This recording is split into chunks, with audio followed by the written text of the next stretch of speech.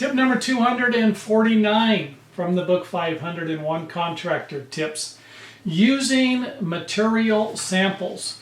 This is real common for roofers, carpet installers, flooring installers, people who are going to be using samples where they can actually show you what the sample is going to look like. You'll get to touch it, see the color, stuff like that.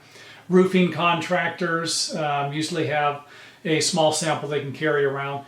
There are going to be some professions, some construction trades that this isn't going to be possible. You're not going to, if you're building a room addition, it's going to be hard to provide somebody with a sample of what the room addition is going to look like, all the doors, cabinets, flooring, stuff like that. Might be easier for them to go pick some of this stuff out, which is actually what I used to do as a room addition contractor. I would provide them with an example of what the building would look like, and then they would go pick out the flooring, stuff like that, and toilets, bath fixtures, lights, things like that. As a matter of fact, I would have them actually purchase it and save me the trouble, cut down on my expenses. They liked it, and it worked out for me pretty good, worked out for them also. Now, selling the job, this is the chapter that we're in. You are going to have some samples that are going to work. As I mentioned, flooring, roofing, maybe drywall texture. You can provide people with samples of stuff like that. But there are going to be some trades where you're not going to be able to provide them with samples. Let's just say a kitchen or a bathroom remodeling contractor. You might have samples of cabinets, cabinet doors, stuff like that. Great. But it might be better for you to send them down to a place to have them pick this stuff out or look at it. A lot of times if I did jobs where I was tiling a floor, for example, I would have them go pick the tile out. I'd tell them how much they needed. They could pick the tile out, the grout, and then I could install it, stuff like that. And I'd give them the specifics. This is how much you're going to need, this type of grout, something like that, or a color that would go good with the grout, and we could go from there.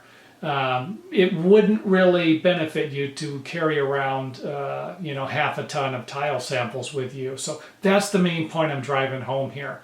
And if that's the case, use pictures if you can. Show pictures of the jobs you've already done. And this can all be done today now on a tablet. When I wrote the book, they didn't have all this stuff that they have now. You can actually have samples and some type of a computer presentation you could bring over to someone's house, plug it into their TV, and voila, you've got something to show them that would a really nice sales presentation. That would be great. So when I wrote the book, they didn't have this stuff.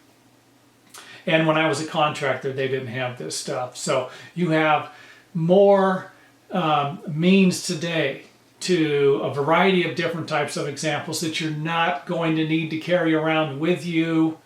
It's not going to take a semi-truck to come to the job, to bid a job. You're not going to need 2 tons worth of material. So keep that in mind. Samples are great if they work for your particular trade. If they don't, pictures would be second. And of course, third on the list would be some type of a computer presentation.